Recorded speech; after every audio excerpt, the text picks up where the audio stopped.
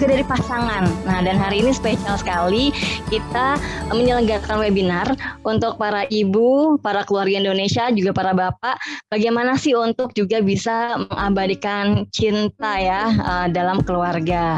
Nah, ini sangat istimewa sekali. Kita akan mendengarkan langsung sharing dari suami istri. Ini adalah konselor pernikahan dan founder Dandia Care. Saya izin perkenalkan terlebih dahulu ya, sudah hadir di sini juga nih ada Teh Dia dan Kang Dandi. Halo Teh, halo Kang Dandi. Assalamualaikum. Iya, halo. Nah, saya izin perkenalkan terlebih dahulu nih, panjang sih sebetulnya nih kalau berbaca satu persatu rasanya bisa banyak banget nih yang bisa kita gali tentang kedua orang yang istimewa ini, yaitu ada Teh Dia dan Kang Dandi. Keduanya adalah konselor pernikahan, menikah tahun 2003 dan hingga saat ini diamanahi 3 orang ya, putra putri, 1 putri dan 2 putra. Memulai gerakan untuk psikoedukasi tentang perawatan kesehatan mental sejak tahun 2007 hingga saat ini konsisten dengan ada 2 divisi, Dandia HR dan juga Dandia Care.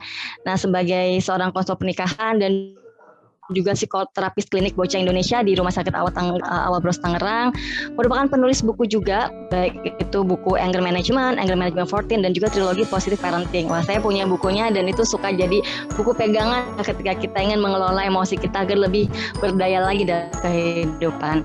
Kemudian juga aktif dalam beberapa komunitas dan lembaga, baik itu di level TK hingga universitas, memberikan edukasi, pegiat parenting juga, dan juga merupakan narasumber dari siaran radio Mara Morning ya di Mara FM serta juga komparan.com.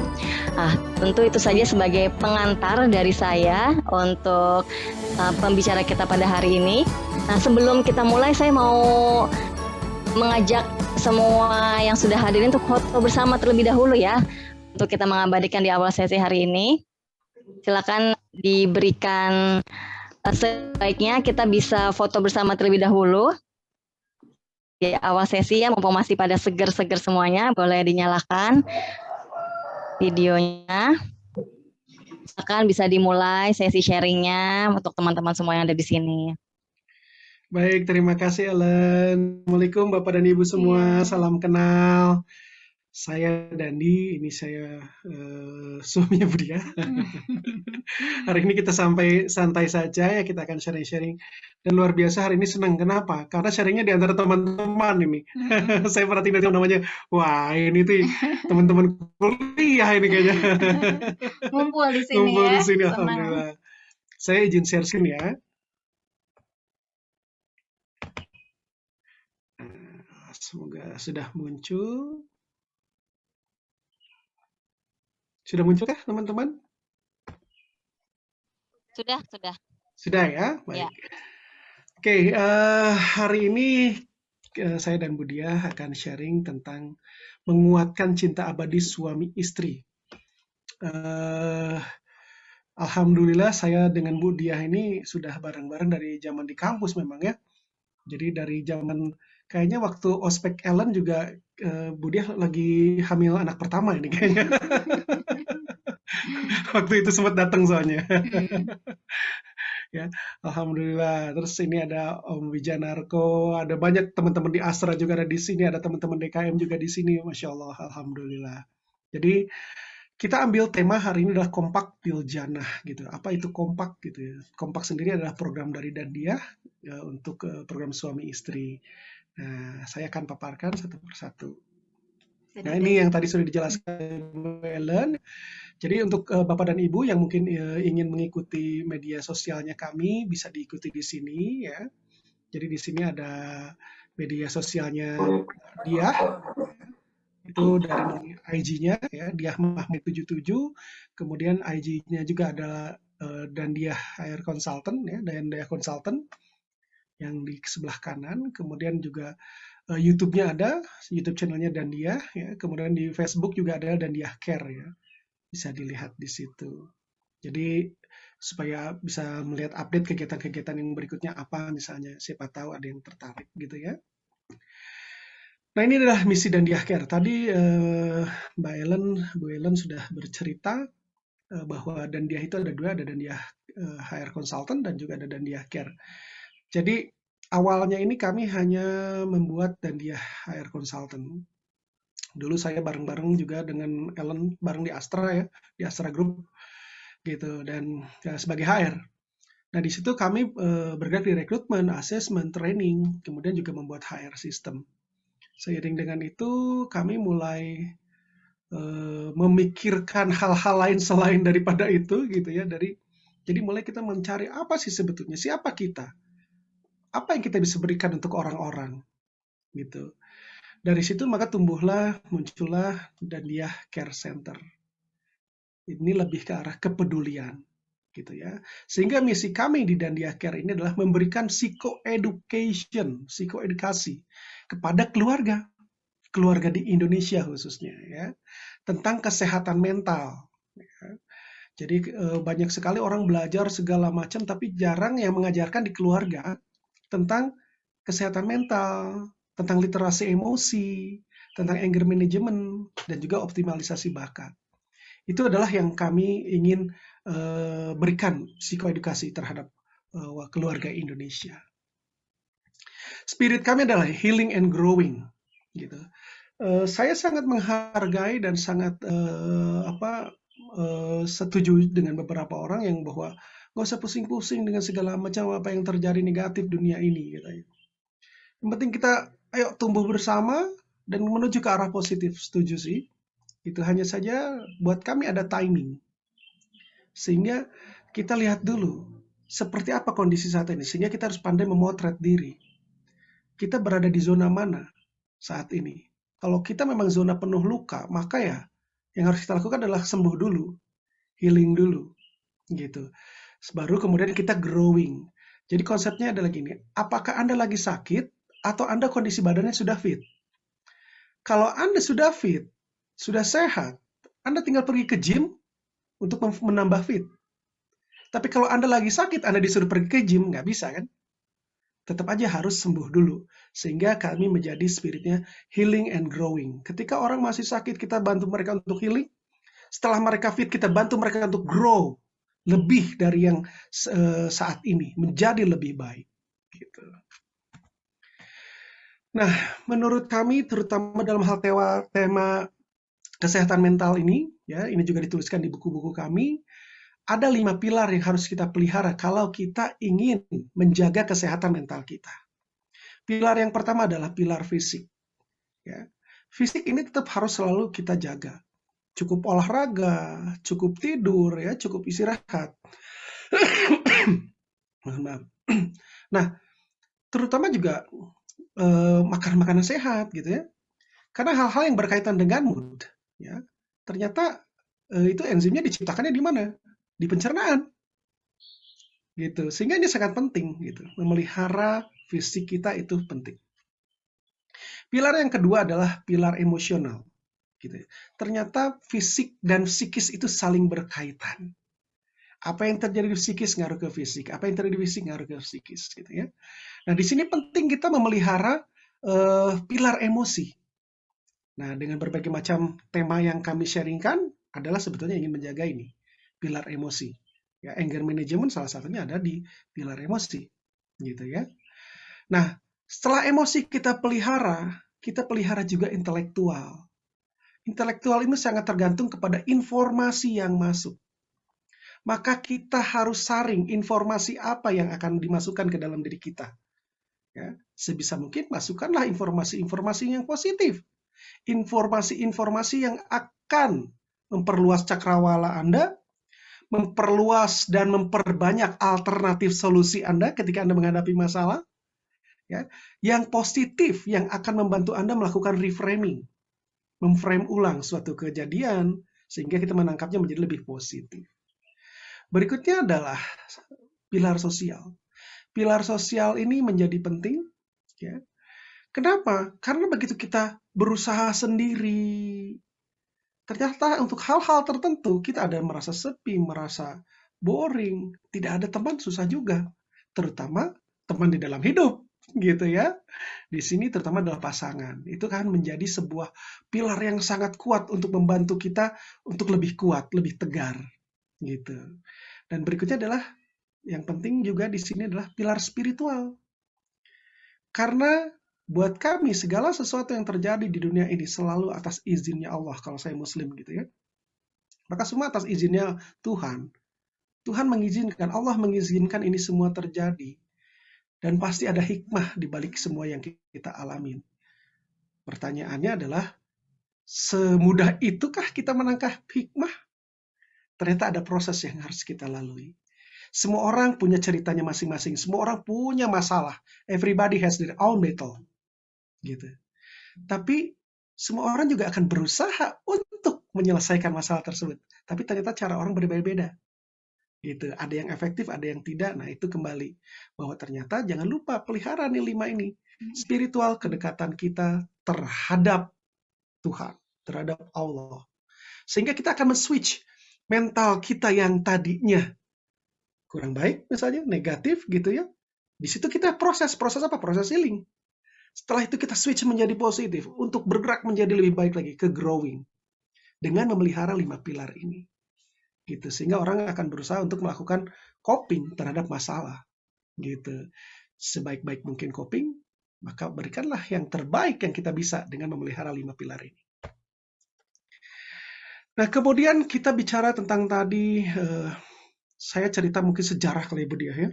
Di sini bercerita tentang bagaimana kita mulai ketemu sama Bu Diah gitu. Ketemunya di kampus, di Jatinangor. Jadi waktu itu saya pertama kali melihat Bu Diah adalah ketika lagi daftar ulang. Saya merhatiin dari jauh karena belum kenal waktu itu. Saya perhatiin dan saya lihat, wah cantik ya. Jujur sih, dulu saya ngelihat seperti itu. Gitu, dan nggak berani ngedeketin. Gitu, diam aja. Terus akhirnya daftar ulang bareng-bareng. Nggak nyapa, jaim dong. Masih jaim-jaim gitu ya. Rupanya di ospek kita harus menyiapkan beberapa barang dan ketemulah di tempat belanja barang-barang itu, di Balubur kalau di Bandung waktu itu ya. Ketemu di Balubur, jadilah ketemu, oh yang tadi ya daftar ulang psikologi Unpad ya. Iya, wah ngobrol-ngobrol. Akhirnya udah pulang bareng. Saya anterin aja, deket kok rumahnya. Padahal sih jauh. Saya anterin aja, oh ya udah saya anterin. Awal-awalnya mulanya kita ketemu seperti itu. Sampai akhirnya dengan berlanjut dan kami menikah gitu ya. Sekarang sudah punya 3 anak gitu.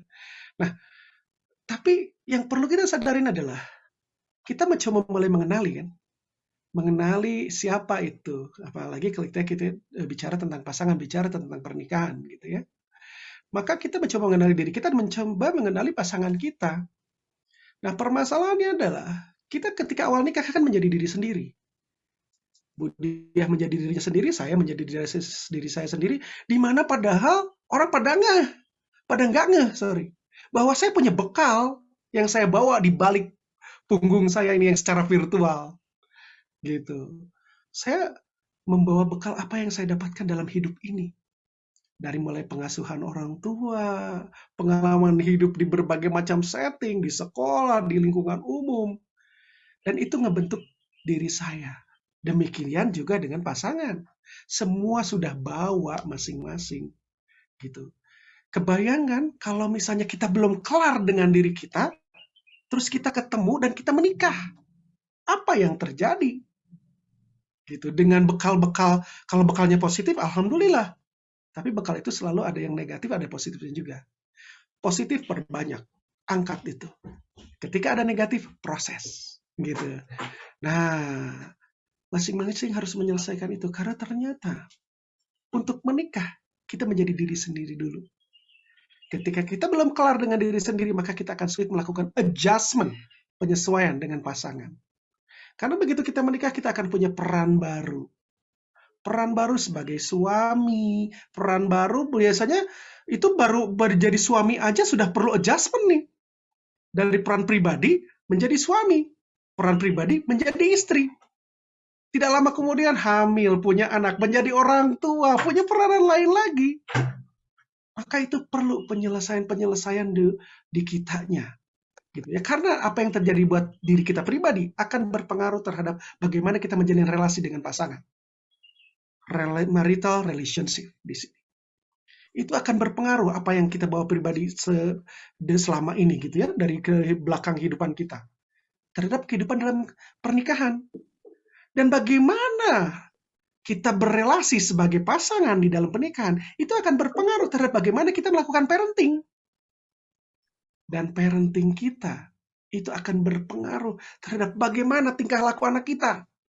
Dan ketiga ini saling mempengaruhi. Begitu anaknya uring-uringan, ngaruh. Jadi berantem kitanya. Gitu. Gaya parenting berubah lagi. Ini semua saling mempengaruhi. Nah, disinilah akhirnya dan dia membuat program namanya Kompak Fil Jannah. Supaya kita sebagai orang tua ya bisa kelar dengan diri sendiri, mengetahui peran-peran dan tanggung jawabnya baik sebagai suami, sebagai pasangan, sebagai orang tua untuk menciptakan generasi selanjutnya yang lebih baik. Menguatkan cinta abadi. Betul, disitulah saling menguatkan. Nah, sekarang saya minta teman-teman untuk sharing mungkin di sini ya. Bapak dan Ibu silahkan sharing. Apa sih arti pernikahan buat Bapak dan Ibu? Apa sih nikah itu? Ayo. Ini semua udah menikah nih. Udah menikah nih, jangan-jangan masih ada yang belum nih ya. Ada yang single? Saya masih single. Silahkan sharing dulu. Ya, saya sih ya karena nggak ada lagi kegiatan apa-apa ya udahlah nikah aja. Gara-gara kurang kerjaan gitu ya. Boleh sharing di chat. Boleh ya. sharing silakan mau di Banget chat boleh. Mau buka mic juga silahkan. Ini ada yang bilang ibadah nih katanya. Ibadah, Masya Allah, Siap. Alhamdulillah. Betul, untuk ibadah ya salah satunya. Ini tadi kayaknya ada open mic nih tadi. Silakan, Boleh. yang mau open mic silakan. Oh, Mbak Sintan Tio Yosi Putri, ada yang mau di-sharekan? Silakan. Menyempurnakan setengah agama nih dari chat. Waduh. Mas Wiwit katanya. Kata Mas Wiwit, menikah adalah upaya untuk menyempurnakan agama, meneruskan keturunan, dan mewujudkan cita-cita. Menyempurnakan setengah agama, membuat kehidupan baru, yes. Oke. Bertumbuh Oke. bersama, yes, betul gitu. Semua orang punya tujuannya, orang punya motif di balik apa yang dia lakukan gitu ya. Nih, komitmen membina keluarga Samawa, alhamdulillah. Terima kasih sharingnya keren. Nih, bersatunya watak seseorang yang berbeda. Nah, mencari kenyamanan, ketentraman. Nah, ya. Luar biasa. Nah, buat kami ya, menikah adalah ibadah yang paling lama. Karena saya sih berencananya menikah hanya sekali seumur hidup ya. Gitu, sehingga paling lama gitu. Yang menyimpan begitu banyak peluang pahala menuju surga. Dan ini membutuhkan pribadi yang dewasa. Pribadi yang dewasa yang seperti apa sih? Yang berlimpah cinta, ilmu, dan iman kepada Sang Maha Perekat cinta, perekat hati.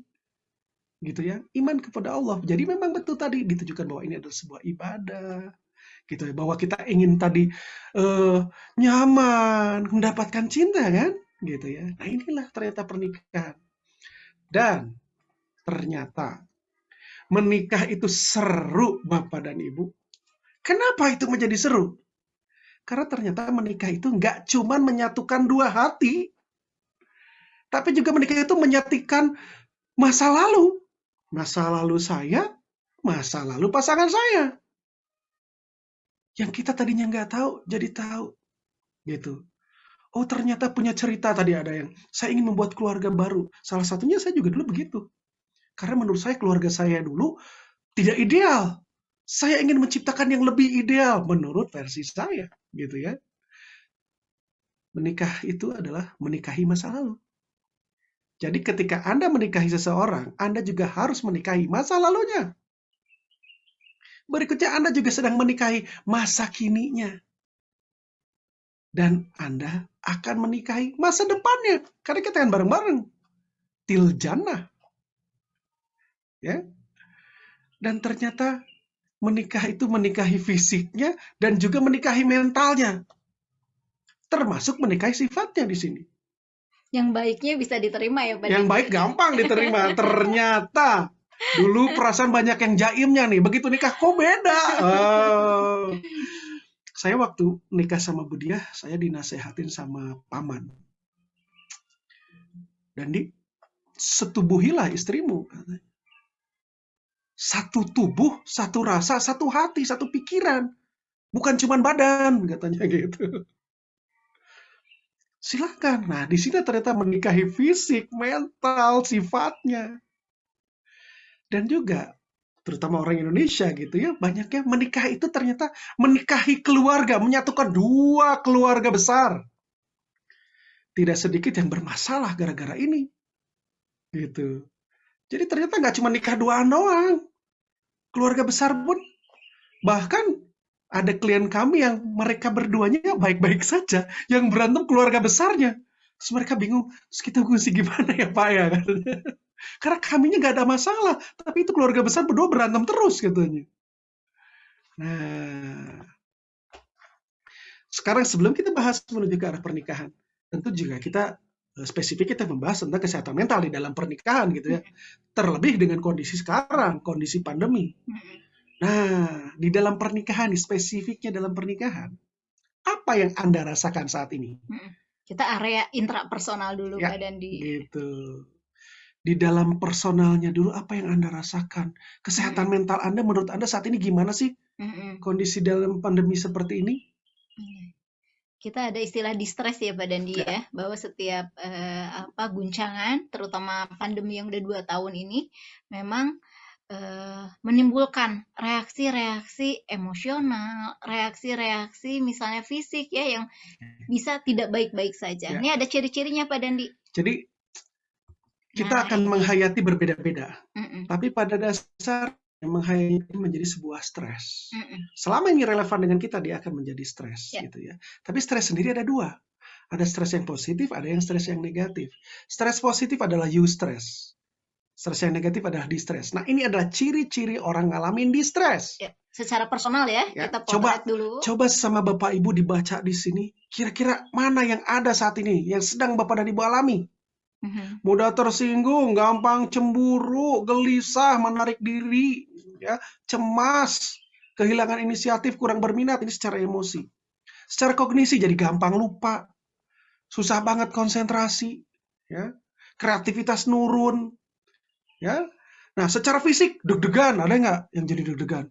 Wow, tangannya berkeringat, ya, deg-degan terus, tekanan darah naik. Ini biasanya kalau akhir bulan seperti ini kayaknya biasanya. Suka pegel-pegel otot. Ada nggak di sini ya yang nggak habis olahraga berat atau ngangkat barang-barang berat terus di sebelah sini di 2 ini pegel, aduh kolinunya pegel banget berat. Itu biasanya beban psikis, bukan karena beban fisik. Beban hidup Bapak dan Ibu. Gitu ya. Nah, biasanya begitu sering sakit, sebetulnya Anda sedang menahan beban mental. Biasa sampai sakit kepala, ada orang yang jadi, ini tuh banyaknya orang ngalamin psikosomatis. Apa yang terjadi di psikis, ngaruh ke fisik. Biasanya larinya paling banyak adalah 1 ke pencernaan. Jadi diare lah, jadi mah lah, GERD, gitu ya, ke pencernaan. Kedua adalah ke pernafasan, asma, jadi sering kumat. Padahal kan kalau asma itu secara kedokteran itu adalah reaksi alergi, ada alergannya, gitu ya. Jadi ada udara dingin, ada debu, gitu. Tapi nggak ada itu semua, tiba-tiba Anda keluar, nafasnya susah, mengap, gitu ya. Ketika Anda sedang distres. Yang ketiga adalah larinya ke kulit, gatal-gatal, jadi banyak jerawat, ya. Susah tidur, insomnia atau sakit kepala, migrain, ya. Nah ini biasanya yang muncul. Secara perilaku jadi galak, nah ini jadi cepat marah. Senggol bacok gitu ya. Teledor, ketelitian menurun. Berbagai macam adiksi muncul. Dan yang paling sering ini nih, biasanya yang dialami ibu-ibu dan bapak-bapak nih, ya, emotional eating. Jadi makan mulu. Kalau lagi stres makan mulu saya Pak Dandi. Kalau saya lagi stres, saya nggak bisa makan. Ada 2 orang, 2 tipe nih. Terlihat kan dari pipinya ini bedanya. Yang ini kalau stres nggak bisa makan, kalau ini stres makan mulu. Nah, kemudian secara spiritual, ada merasa ketidakadilan apa yang dilakukan oleh Tuhan gitu ya.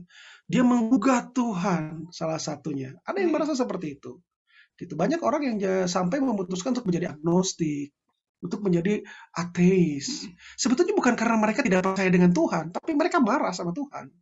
Gitu. Ini adalah kondisi-kondisi distres. Coba dicek Bapak dan Ibu. Mana aja yang saat ini ada di Bapak dan Ibu. Coba dicek. Nah, kondisi orang distres secara individu itu akan menciptakan kondisi pernikahan yang distres juga. Jadi ketika masing-masing ngalamin distres, pernikahan as a couple, dalam pernikahan itu banyak juga dia mengalami distresnya. Betul, Gitu. betul. Jadi distres tadi menghayati emosi-emosi yang buruk ya Pak Dandi ya, penghayatan-penghayatan yang buruk. Oh, ini pada sharing ya. Iya ya nih. Mudah lupa Mudah katanya. lupa, susah konsentrasi ya. Pikiran nggak fokus bercampur urusan kerjaan sama rumah. Ya Betul. karena work from home sekarang. Betul Oke. sekali. Kelebihan makan katanya. Ya, betul. Ini adalah salah satu potret untuk kita mengakses bagaimana kondisi personal kita. Karena kondisi personal kita akan sangat berimbas pada kondisi sosial kita, terutama dalam konteks pasangan suami istri. Nah, kalau kita mengacu pada salah satu teori ya Pak Dandi ya. Nah, teman-teman mengalami nggak kondisi secara personal nggak baik-baik saja? Minimal aja 3 ciri tadi distres, itu udah di fase yang tadi healing. Fase yang kita minus. Dan itu sangat berpengaruh. Satu aja distres, sangat berpengaruh pada relasi sosial. Terlebih kalau dua-duanya ya Pak Dandi ya. Suaminya sedang distres, lalu juga istrinya sedang distres. Maka ini sangat berpotensi akhirnya tadi senggol bacok. Akan jauh relasi pernikahan yang harmonis kalau kedua-duanya sedang tidak baik-baik saja secara personal. Terlebih punya tema-tema yang lain ya Pak Dandi ya, yang membuat hubungan makin tidak baik-baik saja. Nah, kita mengacu ke salah satu konselor pernikahan yaitu Dawn J. Lippert ini ya, bahwa ternyata 5 tahap pernikahan itu seperti ini. Mari kita refleksikan. Dicek ada di tahap mana Sedang Bapak dan di Ibu? tahap mana? Mulai tahap 1 yaitu tahap romantic love. Artinya apa? Yaitu tahap pertama. Aduh, ini namanya tahap yang honeymoon Pak Dandi. Aduh, Serba indah semua ya. Hubungan terasa bergairah, menyenangkan, kangen terus ya. Jauh dikit. Aduh, kamu kemana sih? Semuanya indah, romantic love. Nah, tapi seiring perjalanan, ternyata tadi, apalagi sedang dihadapin efek pandemi saat ini. Kan imbasnya kemana-mana ya. Ekonomi, pekerjaan, kehilangan, kesehatan. Sehingga sangat rentan mengalami tahap yang kedua.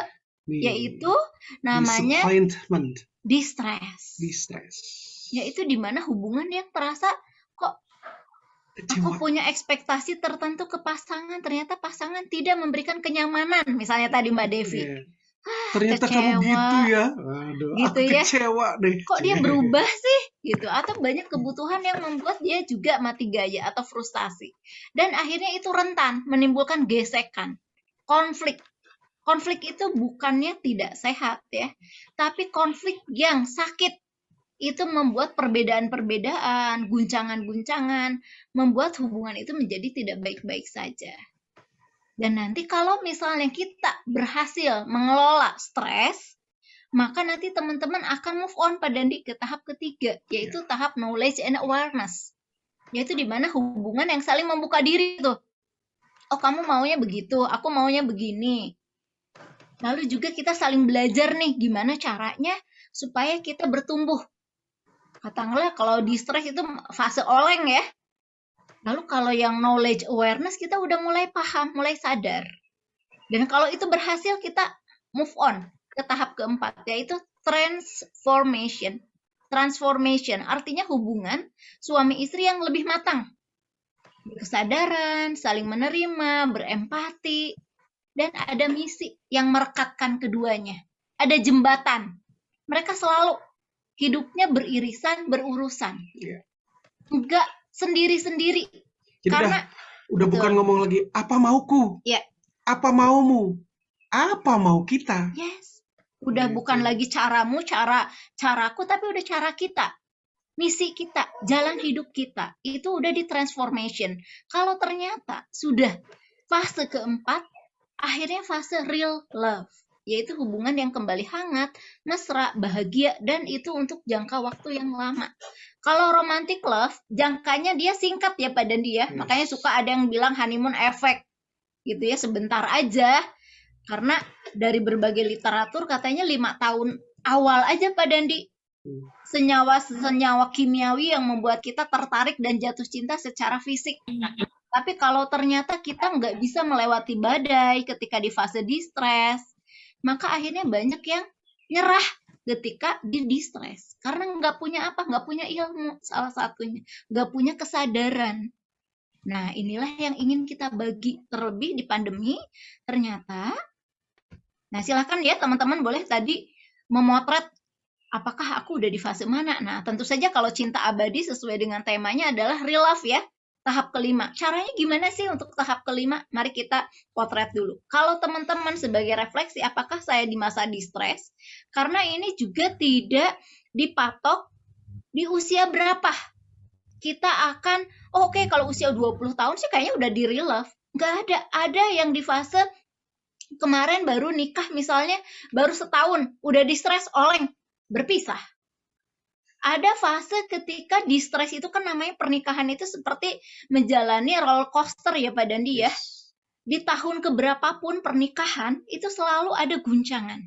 Termasuk ketika di usia 25 tahun. Kemarin ya Bill Gates ya. Itu juga sama. Jangan kan bicara lagi Bill Gates. Yang real datang ke kami aja ada yang kemarin udah pernikahannya 23 tahun. Iya. Usia 23 tahun.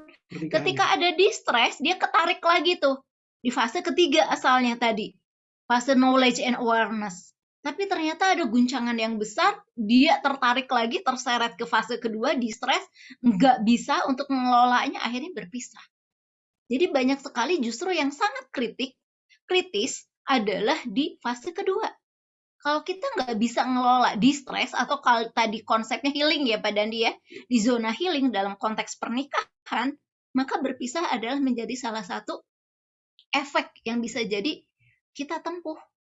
Nah, kalau kita potret selama pandemi, saya yakin setiap kita punya potensi ini. Karena dari potret nih, berbagai macam, ini bukan hanya di Indonesia ya. Di Indonesia katanya perceraian naik 5%. Di Inggris, di Amerika Serikat sama naik juga. Ada yang nanya, berarti fluktuatif ya Bu ya katanya. Jadi nggak linear. Betul, nggak linear. Dan sangat-sangat bisa kalau kita akhirnya jatuh lagi, misalnya tadi udah ketiga, keempat, jatuh lagi ke distres. Sangat bisa gitu.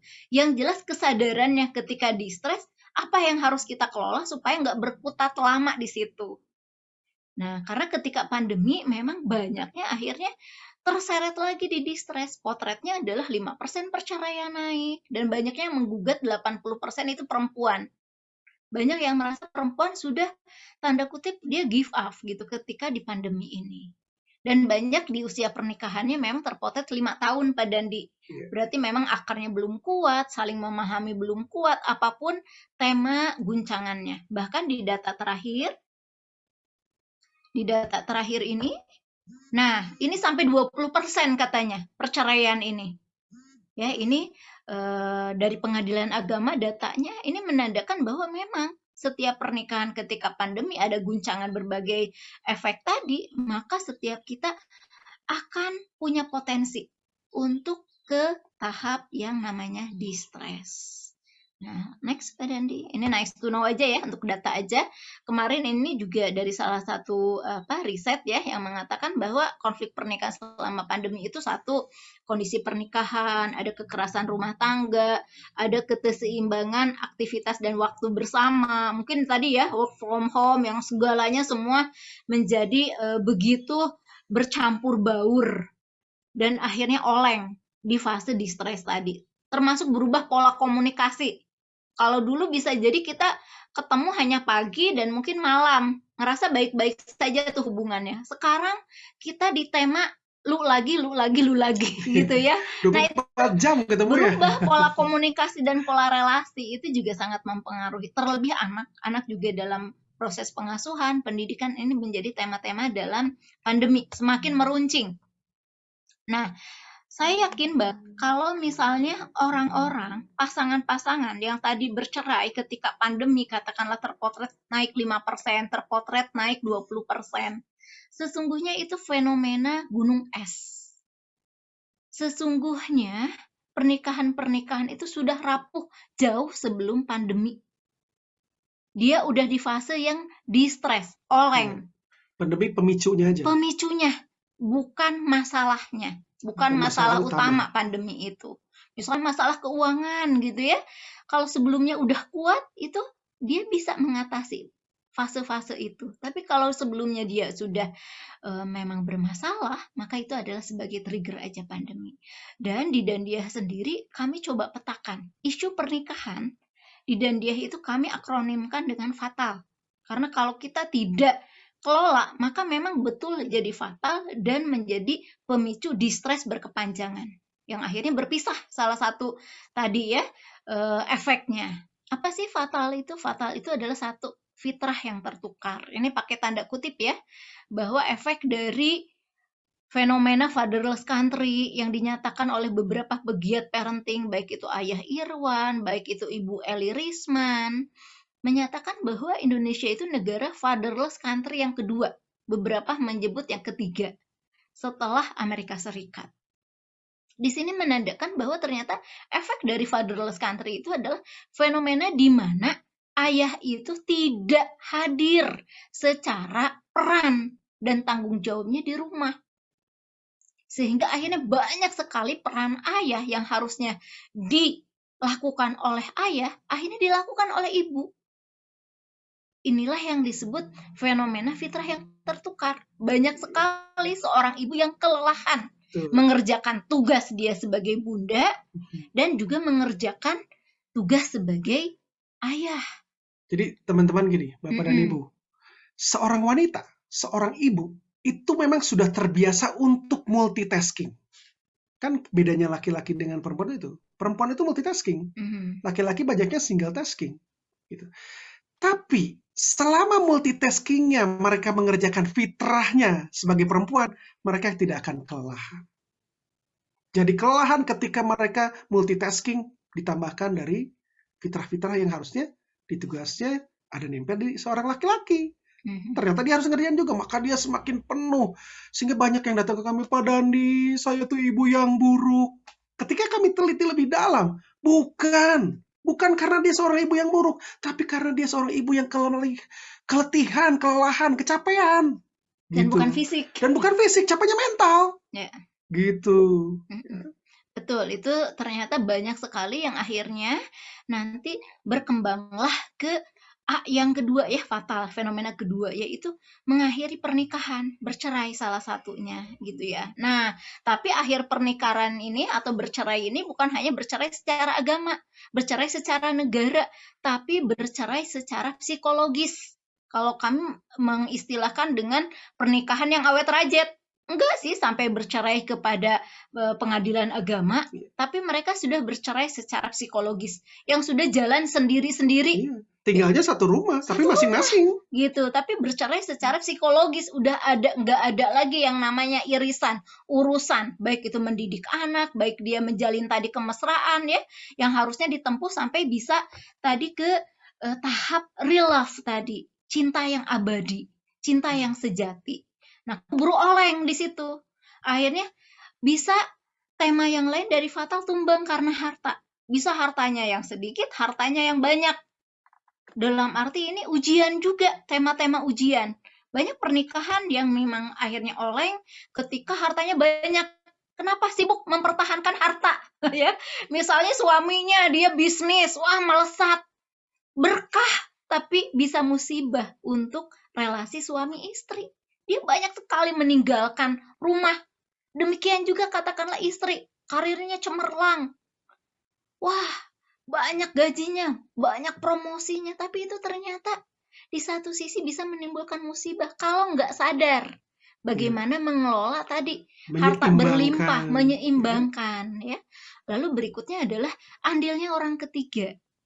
Andil orang ketiga di sini adalah intervensi, bisa jadi datang dari wanita lain, pria lain, atau dari keluarga besar.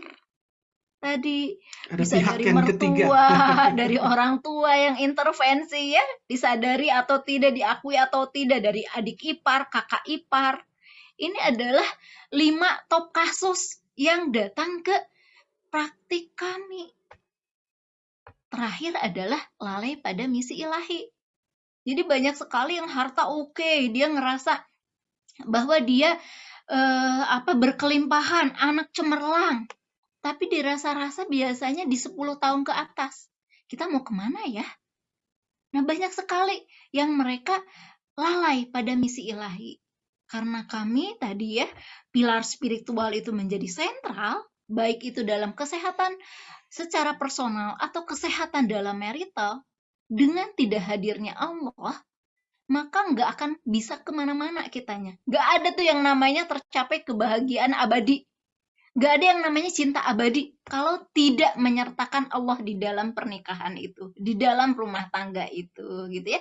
Saya yakin apapun agamanya, karena tadi ketika arti menikah tuh apa sih? Ibadah. Saya yakin ini bukan hanya untuk yang beragama Islam. Beragama yang Protestan, Katolik, Buddha, Hindu meyakini bahwa pernikahan ini mesti menghadirkan spirit Allah, spirit Tuhan di dalamnya. Lalu kami menyambung dari fatal dalam pernikahan ini ternyata bisa menimbulkan tadi stres, frustasi, memicu konflik, boro-boro bisa ke rilaf ya, yang tadi di tahap kelima. Nah, obatnya berarti apa? Obatnya fatal adalah Kompak. Nah, ini kami akan memberikan awareness karena kami sendiri kalau dijabarin satu-satu ya jendela kompak ini dalam 6 sesi, dalam 6 minggu. Tapi kami akan coba garis besarnya saja. Yang jelas obat fatal itu adalah program healing and growing dalam konteks pernikahan. Kami akronimkan jadi kompak karena biar benar-benar kompak. Begitu kualitas relasi pernikahan ini benar-benar kompak, benar-benar bagus, maka nanti kualitas parenting akan baik.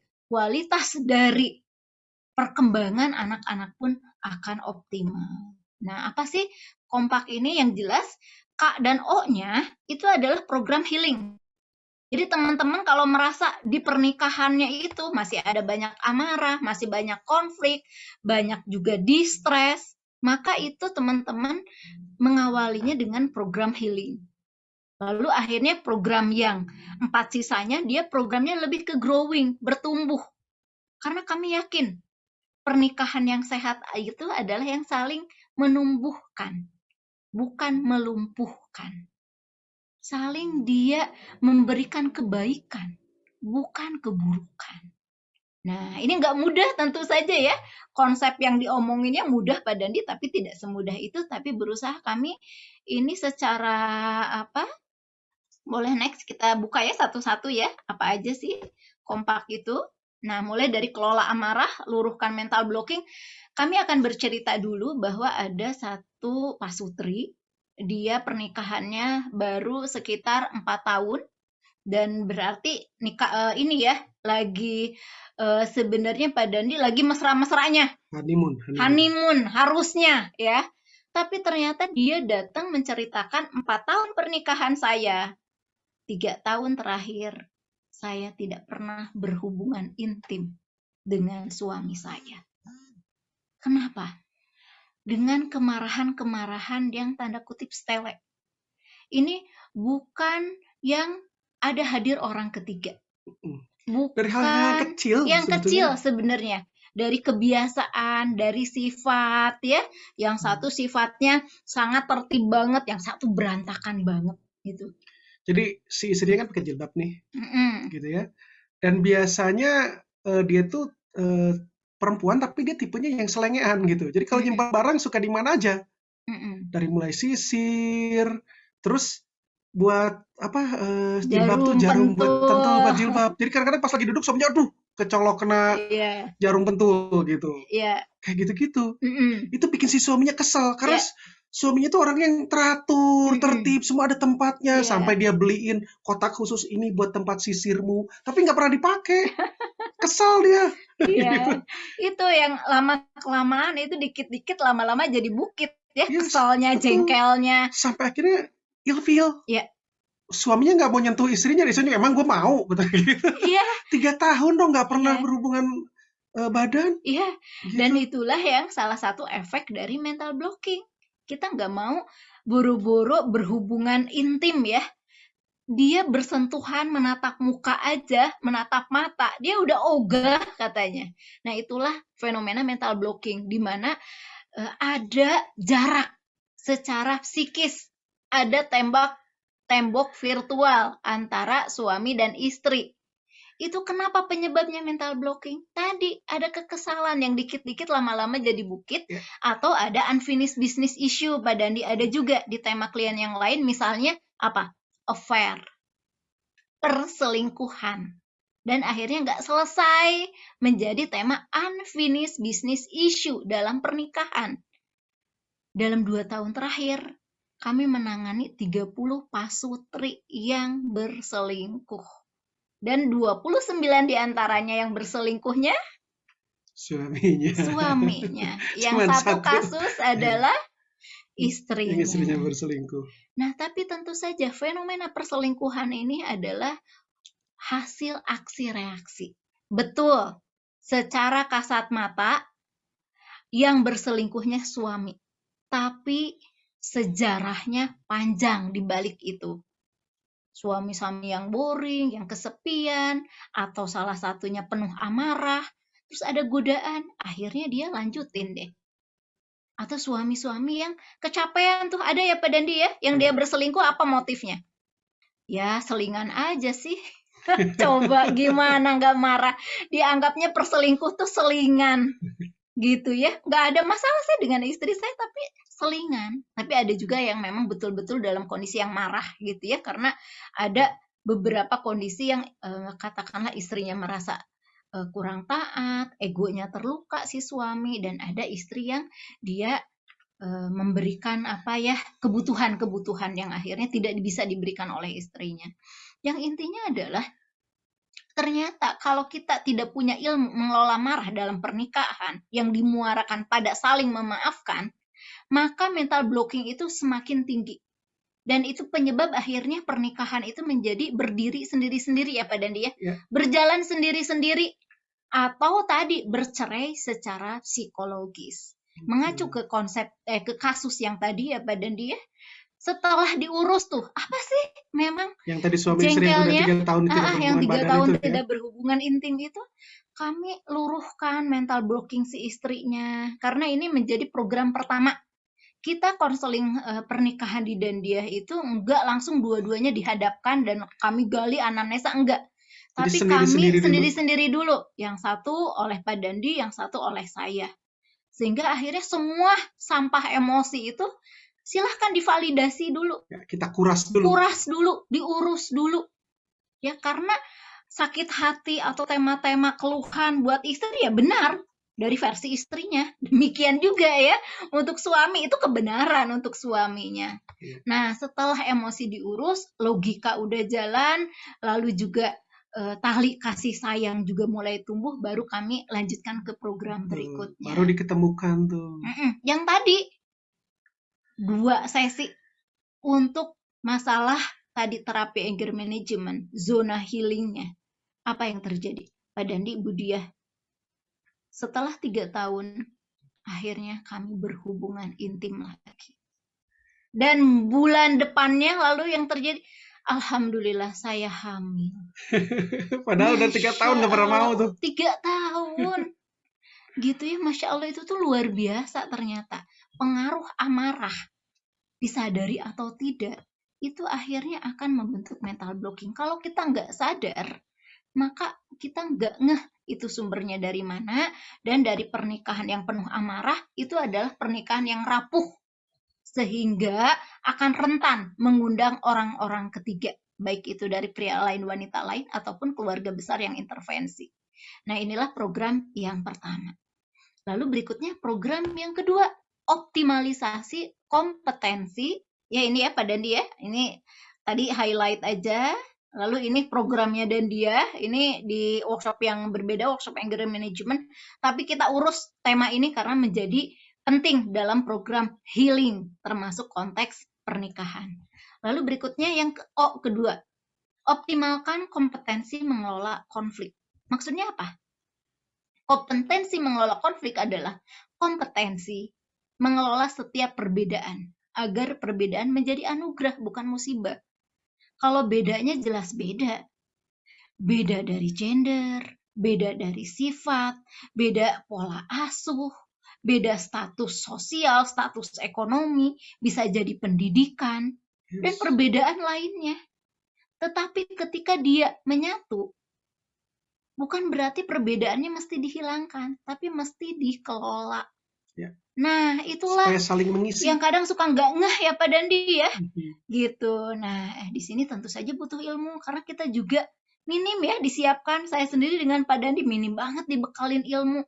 Yang dulu sebelum nikah yang ada di mana gedung di mana menikah itu ya, atau enggak nanti pakai warna apa gitu ya. Nah, hal-hal yang katakanlah seremonial itu nggak salah. Tapi mestinya dilengkapi dengan yang lebih krusial, yaitu bagaimana ya nanti misinya, bagaimana nanti kita ilmunya. Dan kemarin Pak Dandi saya sharing salah satu komunitas. Pernikahan yang sekarang nih, yang generasi Z, generasi millennials. Katanya pernikahan gimana ya yang seru dibikin konten. Sekarang mengarahnya bukan itu, bukan lagi ibadah, bukan lagi ilmunya harus apa gitu ya. Jadi konten. Bukan ada pra-konseling, pra-nikah. Tapi gimana caranya supaya heboh jadi konten masuk YouTube nanti viral. Nah kayak gitu kemarin saya di sharing ya Pegiat Parenting tuh Masya Allah. Yang jelas konflik itu bukan berarti nggak boleh, tapi konflik itu mesti dikelola. Karena konflik itu adalah memiliki sejumlah manfaat ya tentu saja. Tapi yang nggak boleh ada konflik yang sakit ya. Pak Dandi boleh ini apa sih bedanya mungkin scaling aja ya? Nah, apa sih? Ini bisa dilihat nih Kita antara mengalami konflik yang sehat sama konflik yang sakit. Nah, Anda lebih banyak yang mana nih? Ya, ini ciri-cirinya. Yuk kita scaling aja. Coba diskalain. Anda ada di mana kira-kira termasuk yang sehat atau yang sakit kah? Kalau misalnya Anda sakit berarti dari mulai 0 ya, 0 sampai dengan 10 nih. Kalau 10 berarti sehat gitu. Coba dibaca nih. Yeah. Jadi yang sakit itu yang tatarannya emosi, banyak berantem tadi, menyerang sisi personal. Sementara kan harusnya itu kalau sehat itu kita berfokusnya pada solusi gitu. Yang objektif. Apapun tema berantemnya ya, tema bedanya. Jadi kalau sakit mah cari siapa yang salah, kalau ini lebih ke introspeksi gitu ya. Nih, solusinya muncul berbagai macam, ada kekerasan fisik ataupun psikis gitu ya. Oke, nah fokus pada masa lalu misalnya yang sakit berantem, kamu sih ngungkit lagi tuh kesalahan. Katanya udah dimaafin, tapi atau diingat terus. Iya, atau enggak egosentris. Ini caraku gitu. Kamu ini yang nggak taat suami ya, misalnya pakai itu ya, pakai kekuatan ya. Beberapa suami yang memang ingin tameng dia sebagai imam kadang seperti itu. Lalu juga kalau yang sehat tentu saja dia orientasinya ke masa kini. Di pernikahan itu sangat butuh pernikahan yang mindfulness ya. 9 katanya nih. Ya 9 ya. Oke, Mas Wiwit, keren. Lalu muncul kekerasan fisik dan outcomes-nya udah berantem itu kita menjauh. Punya mental blocking tadi. Ogah banget yang tadi ya, contoh 3 tahun tadi tidak berhubungan intim. Saking tadi, tema-tema konfliknya adalah tema-tema konflik yang memang sakit. Kalau yang sehat, walaupun berantem, emang kamunya maunya apa? Gitu. Aku maunya begini, anak ini di sini. Oh, aku maunya begini. Boleh nggak diatur tentang keuangan, misalnya rumah tangga? Salah satu kan yang suka sensitif ya, termasuk memberikan berapa sih ke orang tua kita. Itu salah satu yang mesti disepakatin. Kalau enggak, nanti juga itu salah satu sumber ya Pak Dandi ya, yang membuat konflik berkepanjangan. Nah silahkan ya, akhirnya semuanya tuh orientasinya ke kita, bukan ke kamu lagi, bukan ke aku lagi. Nah silahkan nih berintrospeksi. Kalau udah 7 ke atas itu perawatan. Karena tadi ya, pernikahan itu tidak akan bebas dari yang namanya guncangan di tahap yang manapun. Jadi terus kita kelola. Dan itu terus bisa kita berulang tingkatkan. Ya, tadi ada yang nanya juga. Betul. Bisa berulang. Nah, ini untuk refleksi aja teman-teman. Nah, lalu berikutnya, kalau kami sendiri ini untuk keluar dari fase konflik yang sakit itu minimal ada 3 3M ya, tapi bukan mencuci tangan ya, bukan menjaga jarak, bukan memakai masker, bukan ya. Satunya adalah kenal sama diri dulu deh. Kenal wilayah emosi, kenal bakat, lebih sifat. Biasanya kami pakai talent mapping, ada anger management-nya. Lalu keduanya tentu saja udah kenal diri, berarti kenal pasangan. Lalu akhirnya ketika udah saling kenal, ini adalah ada jembatan empati di dalamnya. Nah, ini salah satu biasanya yang dipakai ya. Talent mapping kami akan petakan tuh. Oke, sifat-sifat mana yang sama, yang selaras, mana sifat-sifat yang kontras. Biasanya itu yang memicu konflik. Tapi yang selaras juga sama ya Pak Dandi ya. Ya. Bisa jadi sama-sama disiplin, Bisa jadi tapi itu akhirnya malah saling bikin konflik. menuntut gitu. Ini kebetulan adalah salah satu kasus yang sangat kontras banget. Jadi kalau di sini ada beberapa mungkin santri talent mapping ya, karena belajar juga dari Abah Rama Royani, ini salah satu tools yang membantu, tapi kami sendiri menambahkan ada anamnesa, ada observasi, Jadi ini juga tidak ada satu-satunya. projective test. Tapi yang jelas kita lihat, oh ini potensi konfliknya, oh ini jalan solusinya. Karena kehidupan emosinya juga kita lihat ya, Bunda. Betul, Dari betul. kita bisa pakai tes gambar, Ya. gambar pohon, gambar orang, kita akan lihat ini orang kayak apa isinya. Mm-mm. Nanti bisa berantemnya kayak apa tuh. Iya, misalnya ini salah satu yang disiplin tadi ya Pak Dandi, yang laki-lakinya dia nomor 1 disiplin banget. Sementara misalnya yang perempuan ini disiplinnya nomor 4. Berarti kan ada Nomor 24. kebutuhan 24. Ada kebutuhan yang berbeda. Yang satu kebutuhannya kalau di talent itu disiplin, dorongan dia untuk sistematis, tertib, bersih, itu tinggi banget buat dia, prioritas penting. Tapi kalau untuk pasangannya itu Nggak hal penting. yang bukan prioritas. Menurut saya prioritas saya adalah ini, dia berbeda, dan itu jadi sumber berantem. Kalau kita nggak ngeh ya bahwa sifat itu yang memicu konflik terus-menerus. Nah ini highlight aja ya tadi talent mapping ini Pak Dandi. Ada 5 strategi. Solusinya gimana dong Teh Dia? Nah sebenarnya ada 2 jalan solusi mengatasi perbedaan. Yang satu, kualitas happiness dari pasangan suami istri lebih tinggi dibanding yang lain. Yang kedua, yaitu namanya Pak Dandi collaborating style, yaitu berkolaborasi. Aku punya ini, kamu punya apa? Yuk kita jalan. Kamu happy, aku happy. Karena ada warna kita di dalam setiap solusi. Diakomodir antara warna saya dengan warna Pak Dandi. Itu namanya kolaborasi. Dan tentu saja ada keterbukaan, ada openness. Saya berani menyampaikan pilihan saya. Pak Dandi berani, dan akhirnya kita berani mengambil hal yang berbeda tapi menampung kedua cara kita, warna kita. Misalnya apa? Misalnya kalau dalam tema yang besar nih, saya dengan Pak Dandi pribadinya kontras. Dengan talent mapping kita tadi pribadi yang kontras. Pak Dandi warnanya yang relasi banget. Pak Dandi warnanya yang memang berkomunikasi, tampil di depan umum. Kalau saya kebalikannya, saya di belakang layar, saya mengkonsep. Gimana caranya supaya berkolaborasi? Akhirnya kita pilih Pak Dandi di publik, saya di dapur. Istilahnya begitu, kalau kita dalam membangun perusahaan. Tapi kita sama-sama happy ya. Betul. Jadi gini Bapak dan Ibu, di sini kita bahas tentang 5 gaya mengelola konflik. Dari 5 ini, yang paling ideal adalah yang collaborating style. Nah ini yang coba kami lakukan. Kenapa collaborating style? Karena ternyata dia termasuk ke dalam assertive behavior. Dengan kita punya kolaborasi style, kita bisa asertif. Jadi masing-masing tetap mengungkapkan apa maunya, keinginannya, gitu ya. Tapi saling menghargai, gitu. Jangan sampai menjadi pasif atau menjadi agresif, gitu. Jadi kalau yang termasuk pasif agresif adalah tadi accommodating style, ngikutin aja, ngalah terus. Ada avoiding style, ngehindar aja nggak mau. Jadi akhirnya tidak dapat gitu rasa berduanya itu. Kebutuhannya. Kalau orang agresif maksa. Gitu. Pokoknya caraku gitu ya. Nah itu ya. Yang ideal adalah asertif ini, collaborating style. Gitu. Dan yang kedua itu yang termasuk juga baik kompromi. Kompromi itu akhirnya kita yang ngambil jalan tengah. Mungkin kualitas happiness-nya enggak sebesar kolaborasi Pak Dandi. Tapi kita saling berkompromi. Misalnya gini, tadi dalam misi ya. gitu. Jadi kita gantian, ya udah sekarang kamu dulu deh, gitu. Kita nggak bisa sama-sama tuh barengin, ya udah kamu dulu, nanti saya. Atau enggak kalau misalnya dalam hal yang mendidik anak, saling berkompromi itu sangat bisa. Ya udah sekarang ayah dulu deh ngajak main, kompromi, soalnya ibu di dapur. Nanti ayah ngerjain kantor, ibu yang gantian. Itu kompromi. Kalau kolaborasi ngasih barengan ya Pak Dandi ya. Ya udah papa ngajarin musik, aku ngajarin ngaji, misalnya gitu. Nah, hal itu akhirnya bikin happy antara kolaborasi atau kompromi. Tapi kualitas kolaborasi jauh lebih happy dibanding kompromi ya. Tapi kedua-duanya oke untuk jalan memilih tadi mengatasi konflik. Nah, teman-teman silahkan selama ini berkomprominya atau berkolaborasinya dalam tema apa aja.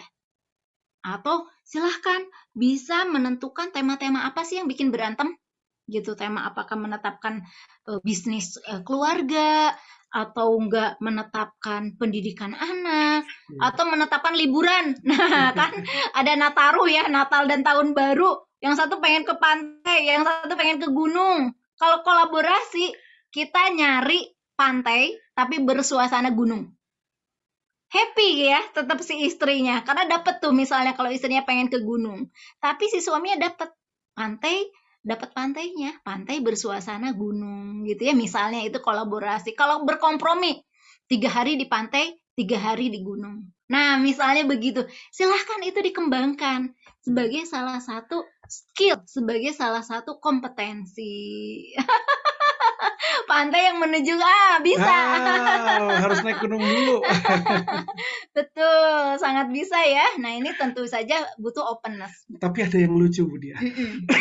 Kasus kemarin tuh, jangankan ngomongin liburan ini.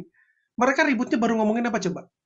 Yang satu orang Awak, yang satu orang Jawa. Terus mereka keluarga besarnya berantem. Dan akhirnya mereka berdua jadi berantem gara-gara apa? Ini anaknya mau dipanggil emas atau udah?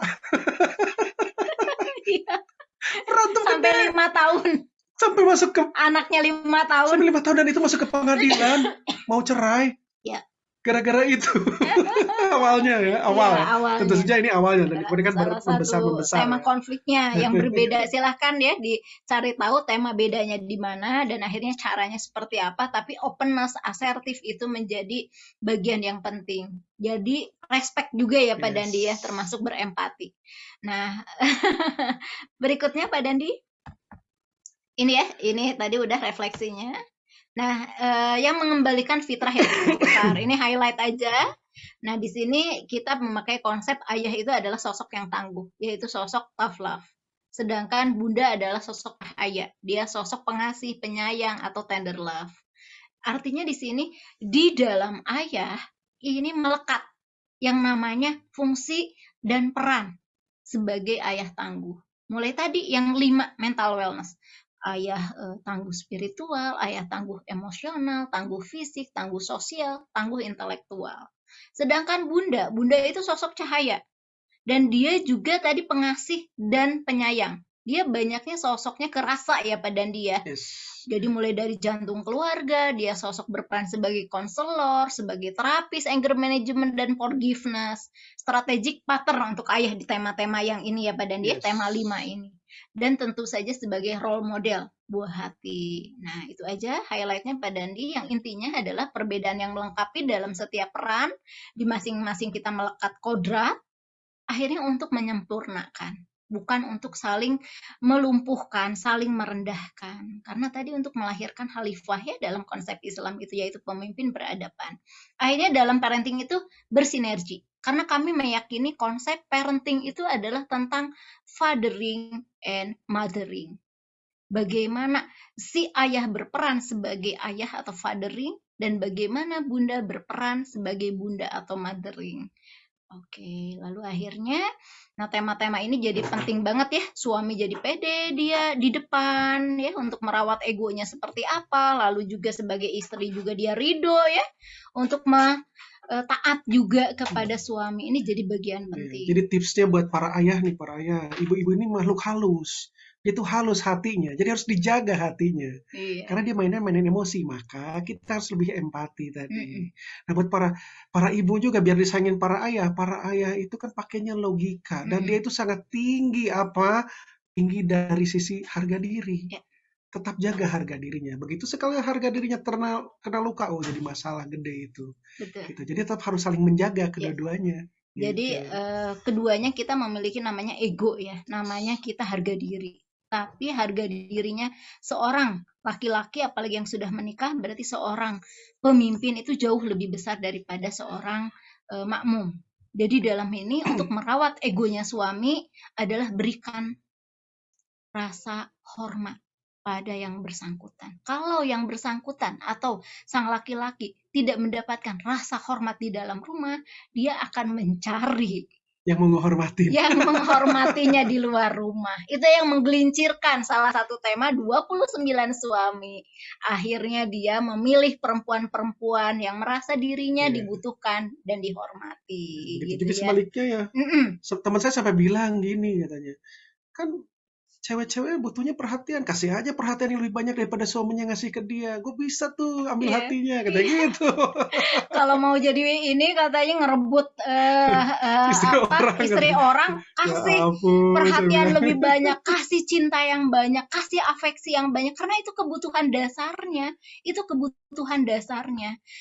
Jadi dari 29 tadi yang berselingkuh ya, 70 dari perempuan itu dia mengeluhnya gini, apa kurang saya ibu? Apa kurang saya sampai suami saya mencari perempuan yang lain? Dan saya lihat, kok nggak lebih cantik, nggak bekerja. Dia juga begini-begini. Terus saya, bukan kurang, Mbak. Bukan. Suami Mbak pergi itu. Karena ternyata Mbaknya selalu serba bisa.